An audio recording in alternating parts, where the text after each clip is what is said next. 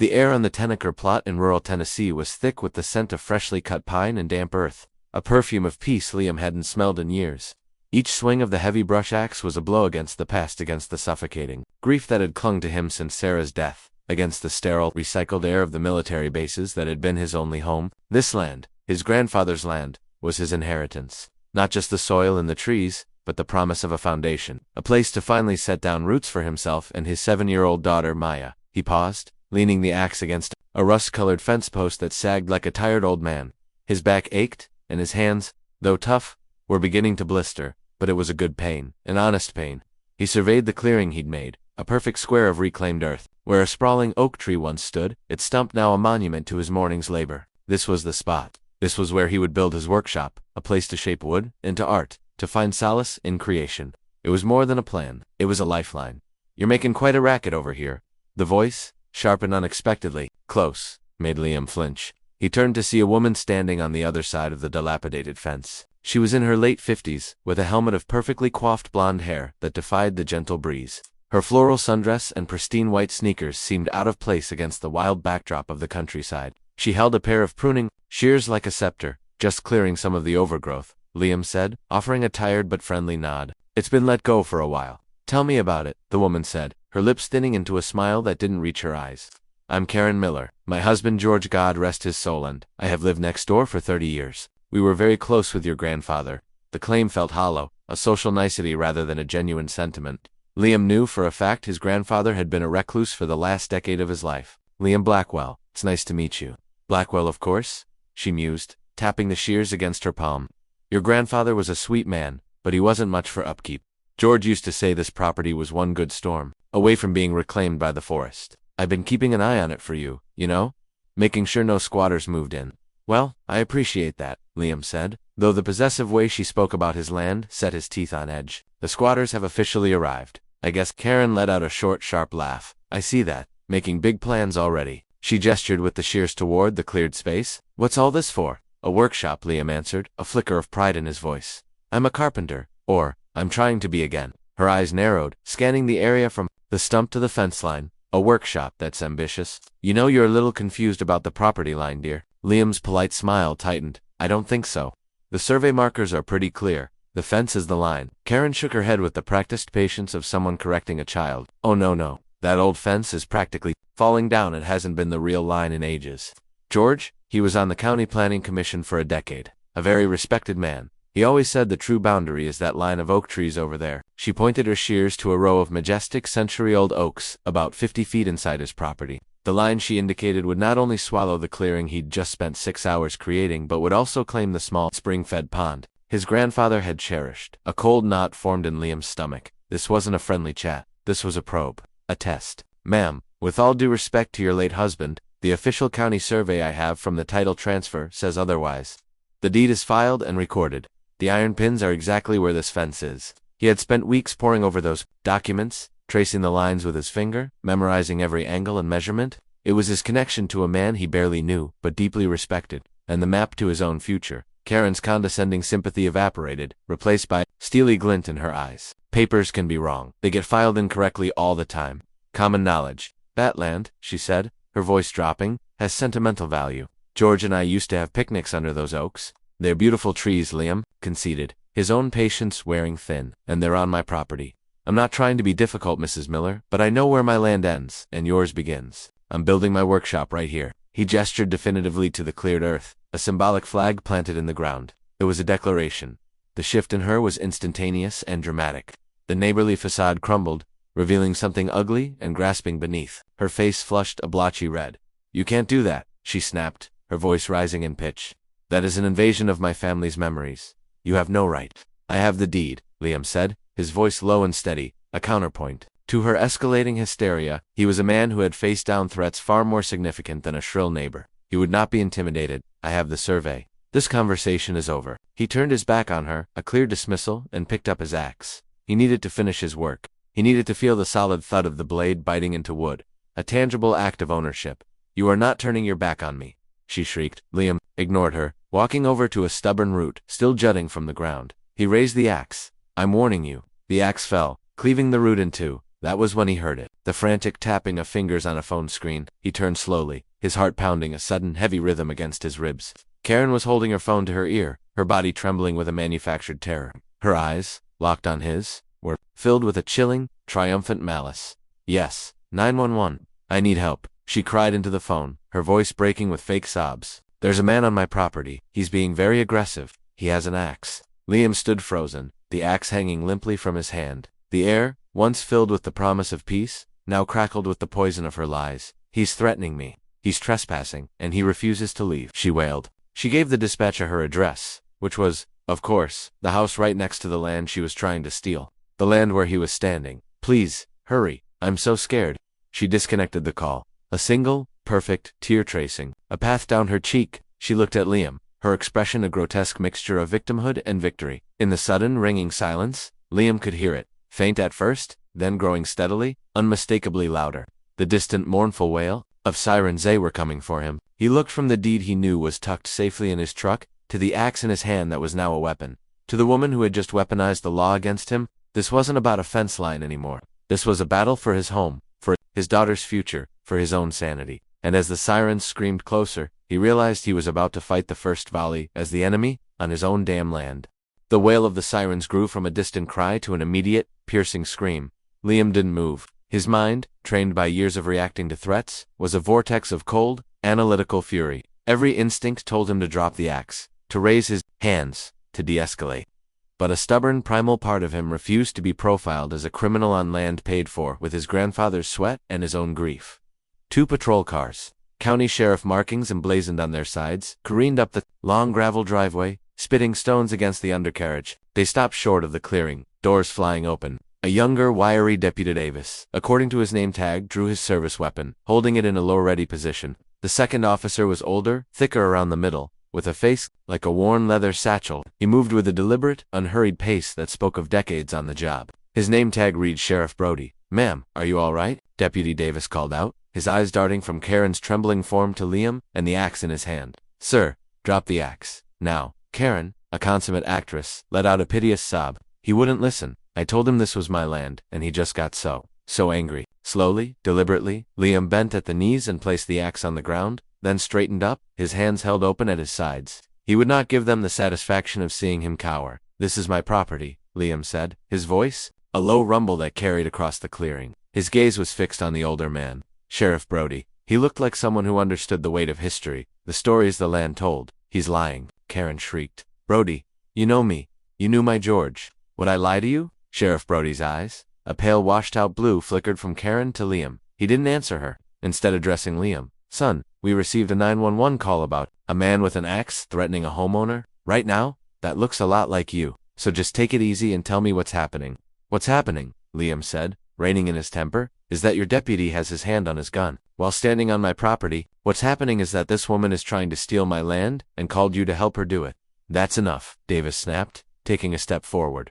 "Show me some identification." "It's in my truck," Liam said, nodding toward the dusty Ford F-150 parked near the tree line, along with the notarized deed and the official county survey map for this parcel. "Her name isn't on it. Mine is. Liam Blackwell." At the name, Sheriff Brody's expression shifted. The blank mask of a lawman cracked just enough to show a flicker of recognition. "Blackwell, you're Arthur's grandson." "I am," Liam confirmed. "Lord, I haven't seen Arthur in must be 15 years, Brody murmured, more to himself than anyone else. He waved a hand at his deputy. "Relax, Davis. Let's hear this out." He looked at Liam. "Go get your papers." Liam walked toward his truck. He could hear Karen's voice, a venomous whisper. "Don't listen to him, Brody. He's a stranger, an outsider. He just showed up and started tearing the place apart. Probably some drifter trying to squat. Those papers could be fakes." Liam returned with a thick manila folder, the edges soft with wear. He handed it directly to Sheriff Brody. The younger deputy, Davis, peered over his shoulder, still radiating suspicion. Liam watched as Brody's practiced eyes scanned the legal documents. The sheriff's thumb traced the raised seal of the notary, lingered on the surveyor's official stamp, and stopped at the clearly marked boundary lines on the map. "Well, Karen," Brody said, his voice flat, "according to the Sullivan County clerk, this property, parcel for B, 10.3 acres, including the stand of oaks and the pond, was transferred to Mr. Liam Blackwell here 2 months ago. It's all legal and binding." He held the map out for her to see. Liam pointed to a small X hammered into the ground near the sagging fence post. And that's the iron survey pin, the marker, exactly where the map says it is. Karen stared at the documents as if they were written in a foreign language, her face contorted, disbelief warring with rage. No, that's impossible, George always said. With all due respect to George, Brody cut in. His patience finally fraying. He wasn't a surveyor, and he's not here. These documents are. This is a civil matter, Karen. It has nothing to do with law enforcement. You don't call 911 because you have a disagreement with your neighbor. That line is for emergencies. The admonishment, delivered in front of Liam and the young deputy, was a clear blow to her pride. The color drained from her face, only to be replaced by a new, more insidious cunning. She changed tactics. An emergency, she repeated, her voice acquiring a sudden, concerned tremor. What about the safety of a child? He told me he has a daughter, a little girl. What kind of man flies into a rage with an axe in his hand? Who is he? Really? A war veteran? Maybe. We all know what that can do to a man's mind. Is he stable? Is it safe for a child to be around someone so volatile? I was scared for myself, Brody, but now I'm scared for that little girl. It was a masterful, venomous pivot. She had failed to seize his land, so now she would attack his character, his very fitness as a father. It was a low blow, aimed directly at the heart of his deepest insecurity. The fear of failing Maya, of not being enough for her after Sarah was gone, was a constant, quiet hum beneath the surface of his life. Karen had just turned the volume all the way up. Liam's blood ran cold. He took a step toward her, his hands clenched into fists. You leave my daughter out of this. See, Karen yelped, shrinking back toward Davis. See how he is. He's unhinged. Sheriff Brody's head snapped up. Enough. His voice boomed across the clearing, silencing everyone. He pinned Karen with a look of profound disappointment. That's a low road to take, Karen. A real low road. Then, the crunch of tires on the gravel driveway announced another arrival. A modest sedan pulled up behind the patrol cars. The driver's door opened, and a young woman with kind eyes, Sarah's sister, Emily, got out. The back door opened, and a small figure with a bright pink backpack and bouncing pigtails scrambled out. Daddy. Maya's face, bright with excitement, crumpled into confusion and fear as she took in the scene. The police cars, the stern-faced men, her father standing stiff and angry. She hesitated for a second before breaking into a run, her little legs pumping. Daddy, she cried again, launching herself at Liam. Liam knelt, scooping her into his arms, burying his face in her hair. He held her tight, a shield against the ugliness of the world. He could feel her small body trembling. Over her shoulder he met Sheriff Brody's gaze. The sight of the little girl, clinging to the man just accused of being a violent menace, shifted the atmosphere completely. The tableau was undeniable, a loving father and his terrified child. Deputy Davis looked away, a flush of discomfort on his neck. Sheriff Brody's face hardened, but his anger was now redirected entirely at Karen. He walked over to her, his voice dropping to a low, menacing growl that was far more intimidating than any shout. You're done here, Karen. Go home. Don't speak to this man. Don't look at this land. If you have a problem, you hire a lawyer, and you file a civil suit. But if I get another 911 call from you that isn't a life-or-death emergency, I will personally sign the warrant for your arrest for misuse of emergency services. Do you understand me? Stunned into silence, Karen could only nod, her face a mask of thwarted rage. She shot one last, hateful glare at Liam and Maya before turning on her heel and stalking back across the overgrown boundary toward her own manicured lawn. Brody watched her go before turning back to Liam. The official hardness in his eyes had softened into something like weary sympathy. Emily was now standing beside Liam, her hand on his arm, her expression a mix of anger and concern. Sorry for the disturbance, Mr. Blackwell, Brody said formally, before his tone changed. He leaned in closer. Listen to me, son. This is just the beginning. I've been sheriff here for 25 years. I've seen this 100 times. People like her, they don't lose, they just find a new way to fight. She came for your land today. Tomorrow she might come for your daughter with a call to Child Protective Services. She file frivolous complaints.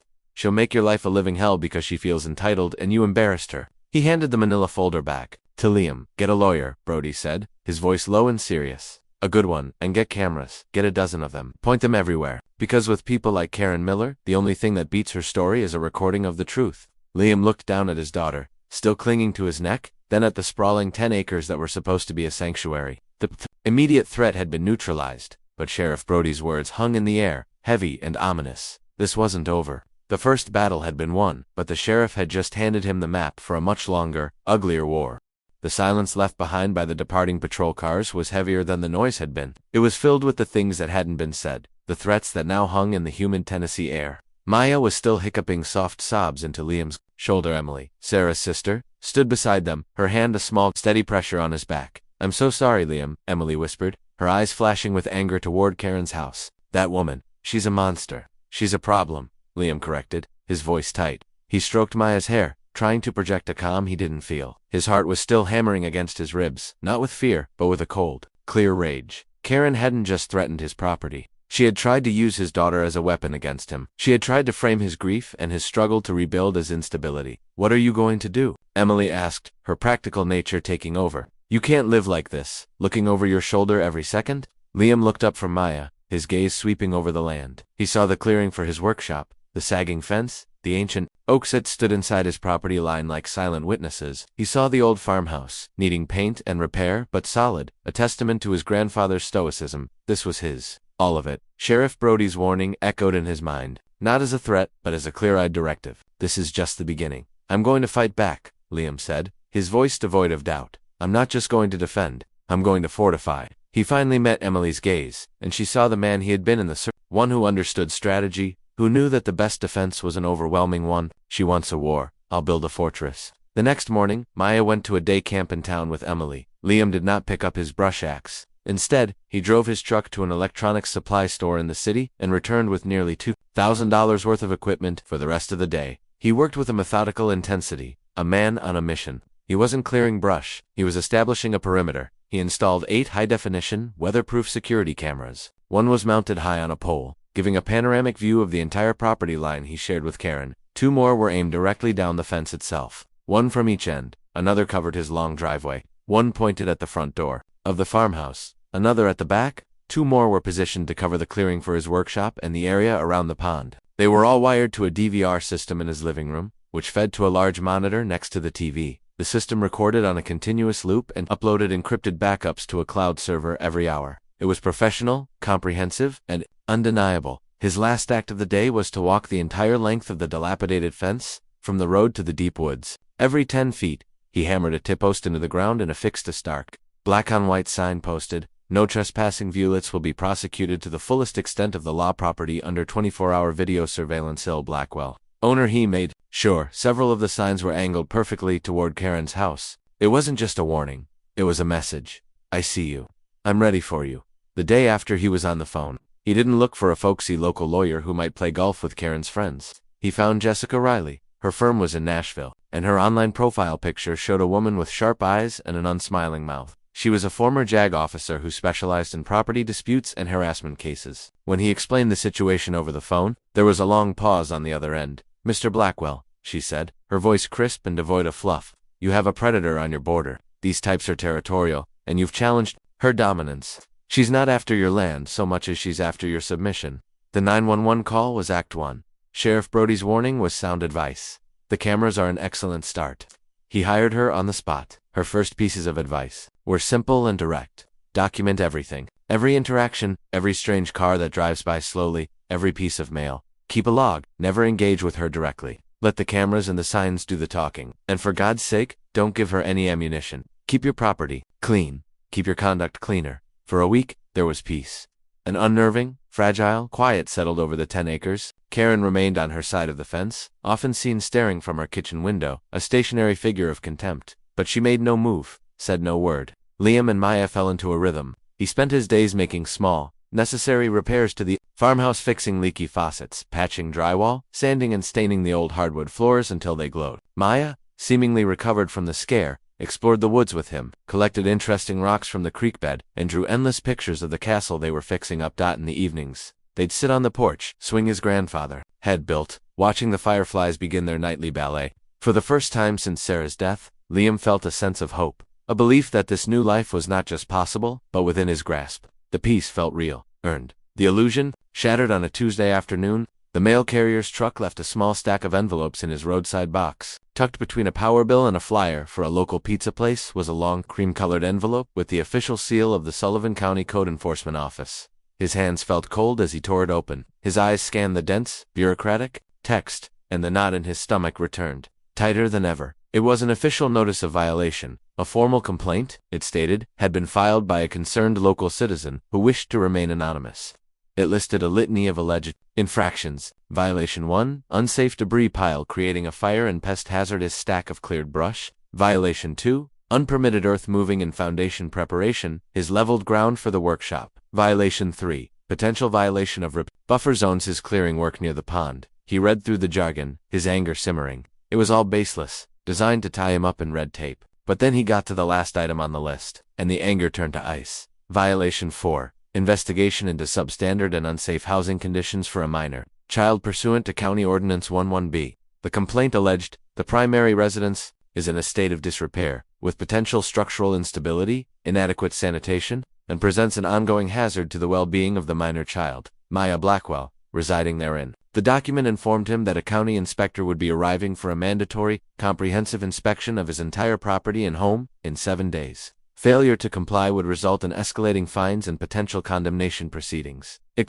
was a declaration of total war. She hadn't been quiet. She had been reloading. She had seen his fortress of cameras and signs and had simply flown over the walls, using the anonymous, crushing power of bureaucracy as her new weapon. She wasn't just trying to harass him or steal a piece of his land anymore. She was trying to get his home condemned from under him.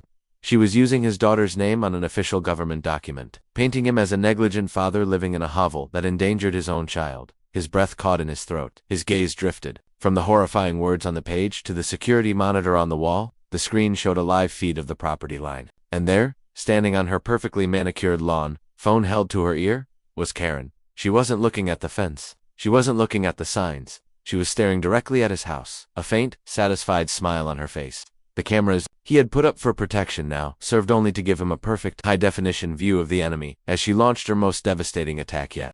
Liam's knuckles were white where he gripped the phone. He read the entire notice of violation to Jessica Riley, his voice a low, controlled monotone that belied the inferno of rage in his chest. When he finished, the line was silent for a long moment. He could hear the faint, distant hum of city traffic through her receiver, a world away from his embattled patch of earth. "Okay," Jessica said finally. Her calm was an anchor in his storm. "She's running the classic harassment playbook. When direct assault fails, weaponize the bureaucracy. It's designed to bleed you dry, in money, time, and spirit. She's trying to get my house condemned. Jessica, she put my daughter's name on this thing. I know, and that's a mistake she come to regret." The lawyer replied, a sharp edge entering her voice. "Here's what you do. Do not call the county office. You do not try to explain. You will speak to no one but me. I will handle Mr. Henderson and the code enforcement department. Your job, for the next 7 days, is to give them nothing. Don't renovate, don't build, you clean, you organize.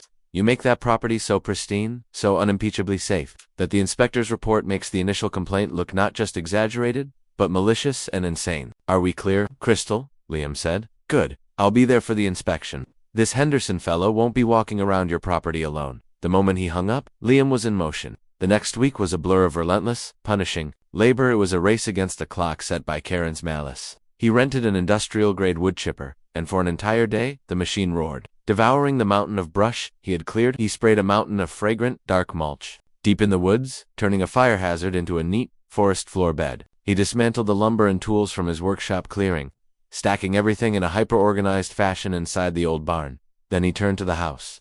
The work was methodical. Fueled by a fury he channeled into action. He scrubbed the old linoleum floors until they gleamed. He washed every window, inside and out. He patched the few small cracks in the plaster walls and touched them up with paint that almost matched. He took apart and cleaned the plumbing traps under the sinks. He organized the pantry, pulled every weed from the flower beds out front, and power-washed a decade of grime from the porch steps. This wasn't the hopeful work of building a home. It was the desperate, grinding work of saving one. The emotional toll was heavier than the physical. Maya, sensitive to the shift in the atmosphere, grew quiet and watchful.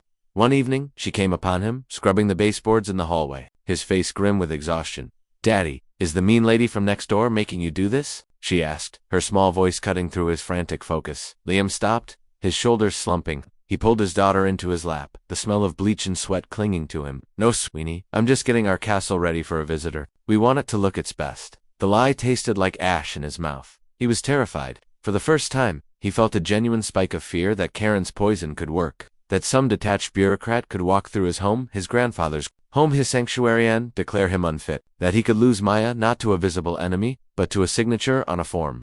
That night, long after Maya was asleep, he sat on the back steps, staring into the darkness, and wondered if he'd made a terrible mistake bringing her here, to the front lines of a war he never asked for. It was on the 5th day, while clearing out a small, dusty storage closet beneath the stairs, that he found it. Tucked away behind a stack of old newspapers was a cardboard box sealed with brittle, yellowed tape. He sliced it open. Inside were his grandfather's things, a few faded photos of a woman who must have been his grandmother, a bundle of letters, tied with string, and 3 leather-bound journals. He didn't have time for a deep dive. But he opened the first journal, dated nearly 30 years prior. His grandfather's handwriting was a tight, controlled script. He flipped through pages detailing crop prices and weather patterns, until a specific entry caught his eye. October 12th. New neighbors, the Millers, moved in today. George seems like a decent enough fellow, a salesman of some kind. His wife, Karen, is another story. Came over to complain that my rooster crows too early. It's a farm. Roosters crow. Then she mentioned she saw my tax assessment at the county office and thought it was too low for a property this nice. Has a sour look on her face, like she's constantly smelling something bad. A woman who mistakes envy for righteousness. I'll need to keep that fence in good repair. Liam closed the journal, a slow breath escaping his lips. It was a voice from the grave, a piece of 30-year-old evidence. This wasn't about him. It had never been about him. He was just the latest target for a resentment that had been festering for decades. The discovery didn't erase his fear, but it solidified his resolve into something hard as iron. He wasn't just fighting for himself anymore. He was fighting for his grandfather's peace. On the morning of the inspection, a sleek, dark gray sedan pulled up the driveway moments before the white county truck arrived. Jessica Riley stepped out, dressed in a sharply tailored pantsuit, carrying a leather briefcase. She was the very picture of calm, corporate lethality. "Good morning, Liam," she said, giving him a firm handshake. "You've done good work." Her eyes scanned the property, taking in the neatness, the order. The inspector, a man named Henderson with tired eyes and a permanent slouch, seemed slightly taken aback by her presence. His demeanor shifted from one of routine authority to cautious formality when Jessica introduced herself and her paralegal, who immediately began recording the entire interaction on a tablet. "Mr. Henderson," Jessica said pleasantly, "we welcome this inspection and are happy to cooperate fully. We trust you'll find the anonymous complaint that triggered it to be without merit. For the record, all of my client's property is under 24/7 video surveillance, which we will be providing to your office as a supplement to your report." Henderson just grunted and began his walkthrough. He paced the property line, clipboard in hand. He looked at the neatly mulched area, the organized barn. He walked through the house, which smelled of lemon polish and fresh paint. Liam's heart pounded with every note the man scribbled. Henderson pointed out a GFI outlet was needed in the bathroom, and that the back steps, having more than 3 risers, technically required a handrail. They were minor, legitimate fixes. The stuff of any home inspection? After nearly an hour, they all convened at the kitchen table. Henderson was filling out his final report, the flimsy carbon paper pressed under his pen. "So," Jessica began, leaning forward slightly, "let's be clear. You found a need for a new outlet and a handrail. Is that the extent of the violations?" Henderson nodded, not looking up. "That's about the size of it. I'll give him 30 days to comply. Standard procedure." "So the initial complaint," Jessica pressed, her voice like chipping ice. "The one alleging fire hazards, illegal earth-moving, and most pointedly, an unsafe and unsanitary living environment for a minor child. Would you say those claims were substantiated by your official inspection?" Henderson finally looked up, a flash of irritation in his weary eyes. He glanced at Liam and the spotless room around them. He sighed. "No, the complaint appears to have been grossly exaggerated." "That's a very diplomatic way of putting it," Jessica said, her voice smooth as silk. She reached into her briefcase and pulled out a thick file. Placing it on the table with a soft thud, "We would call it a malicious and fraudulent report, filed with the intent to harass. Filing a false report with a government agency is a misdemeanor in this state, Mr. Henderson. A pattern of such behavior constitutes criminal harassment." She slid the file across the table. On top was a formal complaint, drafted by her firm, Liam Blackwell versus Karen Miller, for the filing of a false report and targeted harassment. Behind it were still photos pulled from Liam's security footage, showing Karen staring at the house day after day. There was a copy of Sheriff Brody's incident report from the 911 call. There was even a scanned copy of his grandfather's journal entry. "My client has been the victim of a calculated campaign of harassment," Jessica stated. "Your department was used as the weapon. Your official report, confirming that the complaint against my client was baseless, is the final piece of evidence we need to proceed. We will be filing this with the district attorney's office this afternoon." Henderson stared at the file. The color drained from his face. This was no longer a routine inspection that he could file and forget. He was now a key witness in a burgeoning criminal case. He looked at Jessica's unyielding expression, then at Liam's stony silence. He was trapped. If he filed his simple report and walked away, he'd be ignoring a clear abuse of his own department's resources. But if he acknowledged the evidence in front of him, he would be dragged into the middle of the escalating war between the two neighbors. He picked up the complaint, his fingers tracing the legal lettering. The next move was his. Inspector Henderson held the complaint as if it were a live grenade. The silence in Liam's clean kitchen stretched, thick and heavy. Outside, a bird sang, oblivious to the human drama unfolding. Henderson was a man caught in the gears of a machine far bigger than his daily rounds of measuring setbacks and checking permits. He looked at Jessica Riley's unblinking stare, then at Liam's face, a mask of grim determination. He was a man who preferred paperwork to people, and he was now the linchpin in a war between them. He let out a long, weary sigh, the sound of a man choosing the path of least resistance against a force he knew he couldn't beat. My report will state the facts, he said, his voice raspy. The property is in compliance, pending the minor repairs noted. The initial complaint which triggered the inspection was found to be factually baseless. I can attach a supplementary statement to that effect. He slid Jessica's file back across the table. What you do with it is your business. I just inspect houses. It was more than enough. It was a victory. Jessica gave a crisp, formal nod. Thank you for your diligence, Mr. Henderson. The moment the inspector's truck was out of the driveway, Jessica was on her phone, dictating a sharp, precise email to her office in Nashville. File the TRO petition immediately. File the harassment complaint with the DA's office. Attach a digitally signed copy of Henderson's report and a motion to subpoena his testimony. Let's go on the offensive. Now, the system that Karen had tried to use as a cudgel was about to be turned against her like a scalpel. 2 days later, Liam was patching the drywall in Maya's bedroom when he saw it on the security monitor. A county patrol car pulled into Karen's pristine, circular driveway. The deputy who stepped out was unmistakable the younger, formerly suspicious Deputy Davis. He walked up the stone pathway to Karen's front door with a sheaf of papers in his hand. Liam turned up the volume on the monitor, which had a microphone, sensitive enough to pick up conversations near the front of his property. He watched as Karen opened the door, a welcoming saccharine smile on her face, likely assuming the deputy was there for a friendly chat. Karen Miller, Davis asked, his tone flat and official. Yes, that's me, officer. Can I help you? I've been served, he said, thrusting the papers at her. This is a temporary restraining order. It forbids you from contacting, surveilling, or harassing Liam Blackwell in any way. You're to remain off his property and a minimum of 100 yards from him and his daughter at all times. This is a summons to appear in court in 2 weeks, where he will be petitioning to make this order permanent. Sign here to acknowledge receipt.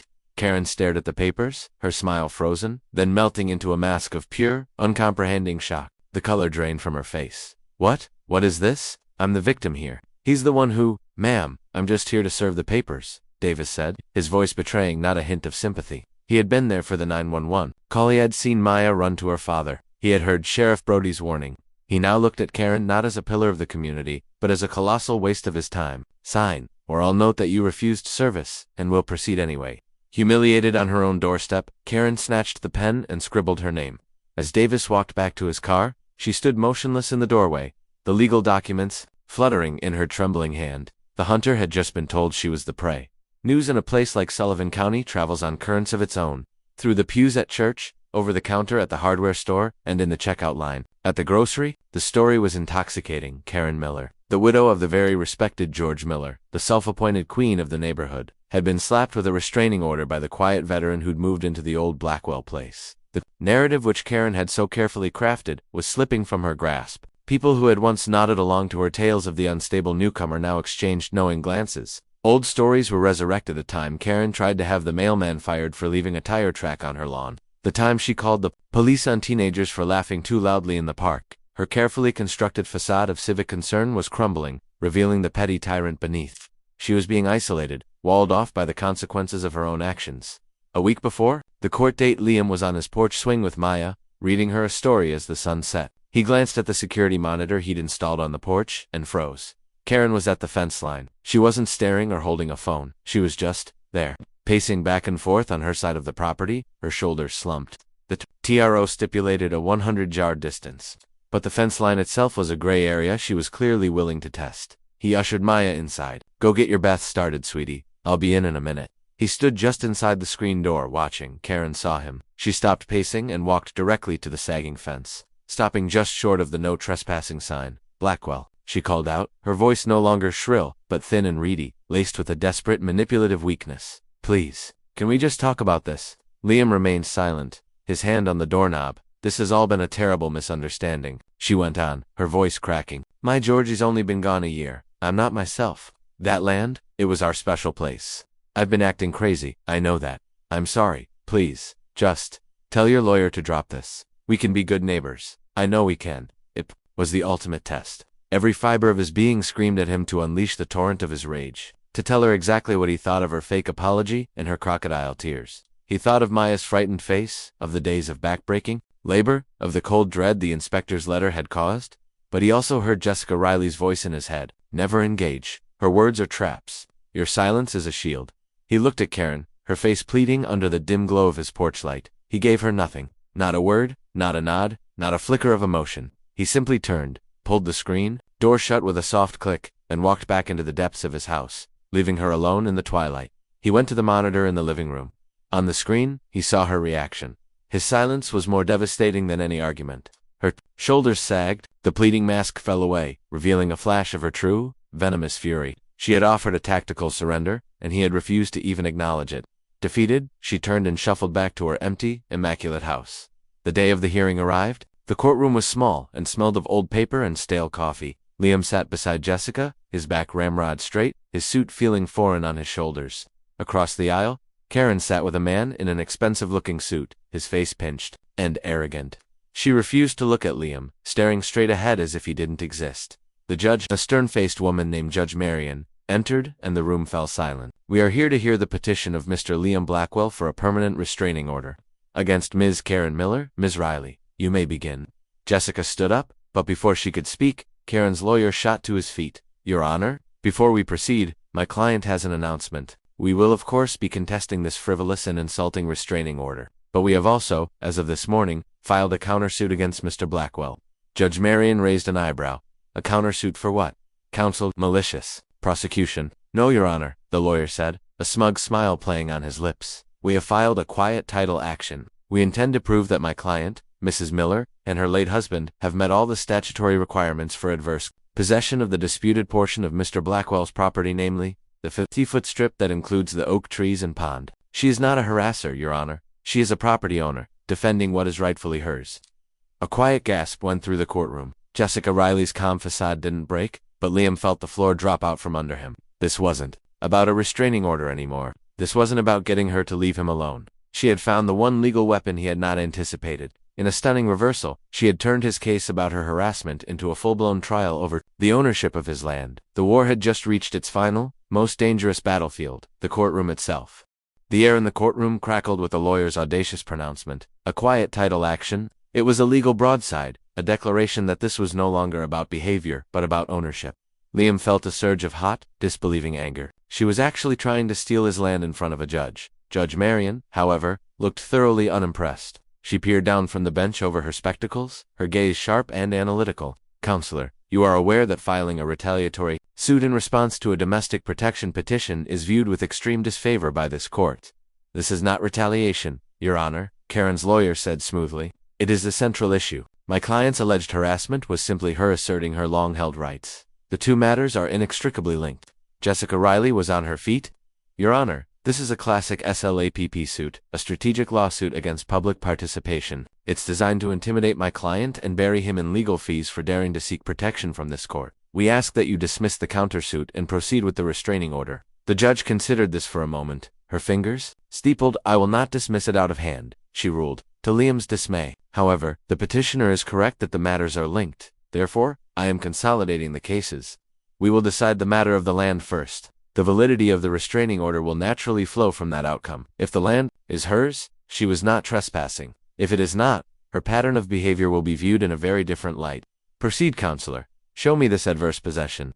The stakes had just been raised to the absolute limit. It was winner-take-all. In the hallway. During a brief recess, Liam paced, his fists clenched. How can this be happening? I have the deed. The deed is the starting point, Liam, not the end, Jessica explained, her voice a steady in force. Adverse possession is a long shot, but it's a real legal doctrine. She has to prove her use of your land was hostile, meaning without your grandfather's permission, actual, open, notorious, exclusive, and continuous, for 20 years. It's an incredibly high bar. But she lie, Liam countered. She'll get up there and cry and tell them about her magical picnics. Of course she will, Jessica said, a predatory gleam in her eye. People like Karen always believe their own narrative, and that is where they make mistakes. Let her build her house of cards. I've got a sledgehammer waiting. The trial began. Karen, coached to perfection, took the stand. She was the picture of a grieving widow, dabbing her eyes with a lace handkerchief. She spoke of her 30 years next to the Blackwell property. She told the court that she and George had always considered that strip of land theirs. They'd planted azaleas under the oaks they never took. The shade was too deep. They'd held their anniversary picnics there every June. They'd shooed away teenagers who tried to camp by the pond. Her lawyer presented photos, grainy, dated pictures of her and George standing near the oak trees, smiling. Then came Jessica's cross-examination. She approached the stand not like a fighter, but like a surgeon. Mrs. Miller, these are lovely photos. In all your years of enjoying this land, did you ever pay to have it mowed or landscaped? No, Karen said. We preferred the natural look. Did you ever pay a single dollar in property taxes on this land you claim as your own? Well, no, that was an oversight. An oversight of 30 years, Jessica mused. You mentioned you shooed teenagers away. Did you ever once tell my client's grandfather, Arthur Blackwell, that he was not welcome on what you considered your land? Karen faltered. Arthur, no, of course not. We were neighbors. So you didn't use the land exclusively, did you? The actual title holder was free to come and go as he pleased? You just shared it. We considered it ours, Karen insisted weakly. Jessica then presented Arthur Blackwell's journal. As expected, Karen's lawyer objected on grounds of hearsay. Your Honor, Jessica countered, this is not being entered to prove the truth of the matter asserted, but to demonstrate the state of mind of the legal owner, Arthur Blackwell. It shows he was aware of Mrs. Miller's presence, but viewed it as the normal tolerance between neighbors, not as a forfeiture of his property rights. The judge allowed it. Jessica read the entry aloud. A woman who mistakes envy for righteousness. I'll need to keep that fence in good repair. A ripple went through the courtroom, but the final blow was yet to come. Jessica's expression hardened. Mrs. Miller, you have testified repeatedly that your late husband, George Miller, was a highly respected member of the Sullivan County Planning Commission for over a decade. Yes, Karen said, puffing up with pride. He would have been intimately familiar with the official property records, plat maps, and surveys for his district, would he not? He knew this county like the back of his hand, Karen boasted. I'm glad to hear it, Jessica said, walking back to her table. She picked up a single plastic-sleeved document. Your Honor, I would like to present an exhibit unearthed from the county archives yesterday. It is a zoning variance application filed 12 years ago by George and Karen Miller for the construction of a new sunroom on their home. She placed the document on the overhead projector, and an image filled the screen behind the witness stand. Mr. Miller, in his capacity as both applicant and commissioner, had to swear under oath as to the accuracy of his application, including the submitted plat map. Mrs. Miller, could you please read the name of the individual who surveyed and certified this map? Karen squinted. Her face went pale. The name was legible even from the back of the room, George Miller. And now, Jessica continued, her voice ringing with cold finality, could you please direct the court's attention to the eastern boundary of your property on this map, the one that borders the Blackwell property? On the screen, the thick black line representing the legal boundary was not at the oak trees. It was drawn precisely, undeniably, along the sagging wire fence. Below the map, in clear bold letters, was a sworn attestation. I, George R. Miller, do hereby swear under penalty of perjury that this map is a true and accurate representation of my property's legal boundaries. It was signed by her husband. The silence in the courtroom was absolute. Karen stared at the screen, at her own husband's signature betraying her lies from beyond the grave. Her entire case, her entire identity as the respectable widow upholding her husband's legacy, was annihilated by his own sworn testimony. Her lawyer sank into his chair, his face ashen. Karen made a small, choking sound. The facade didn't just crack, it exploded. A raw guttural sob of pure, undiluted fury and humiliation ripped from her throat. The judge banged her gavel. Border counselor, get your client under control. But it was too late. Karen's house of cards had been obliterated. The judge's ruling was a swift, merciless execution. The quiet title action is dismissed. With prejudice, the court finds the plaintiff's claims to be not only without merit, but demonstrably false. A permanent restraining order is hereby granted to Mr. Liam Blackwell against Mrs. Karen Miller. Furthermore, this court finds that the countersuit was filed frivolously, in bad faith, and with malicious intent. Therefore, Mrs. Miller is ordered to pay all of Mr. Blackwell's legal fees and court costs. It was total victory. Crushing, comprehensive, and absolute. 6 months later, the autumn air was crisp and smelled of wood smoke. Liam stood in the doorway of his finished workshop, the scent of fresh-cut cedar filling his senses. The afternoon sun streamed through the windows, illuminating the fine layer of sawdust that covered everything. Outside, Maya's laughter echoed as she chased a flurry of golden leaves. The 10 acres were finally, truly, a sanctuary. He glanced at the security monitor, now just a quiet observer of the peace. He saw the familiar driveway of the house next door, but something was different. A large truck was parked there, and 2 men were loading the last of a set of ornate furniture into the back. In the center of the perfectly manicured lawn, a bright red sign was hammered into the earth. It read, Sold. Karen, defeated and broke, was gone. Liam took a deep breath, the air clean and sweet. He looked at his workshop, a testament to his resilience. He looked at the ancient oaks, standing serene and secure on his land. He looked at his daughter, the heart of it all, safe and happy. The war was over. He had stared into the face of a petty, bitter darkness and had refused to yield. He had fought for his past, his present, and his future. And he had won.